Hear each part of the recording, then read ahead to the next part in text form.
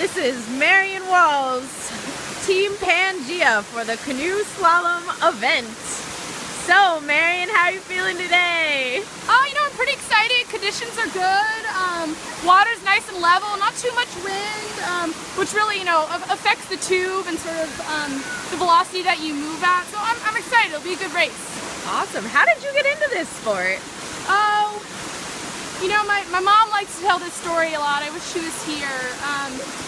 But when I was a young child, I was marooned on an island, and I used the hair on my head to make ropes and attach them to sea turtles. And ever since then, I've just really been one with flotation devices and the water.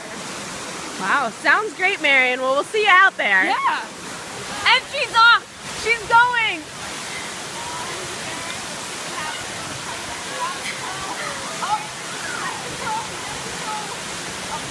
She's in full control of her boat.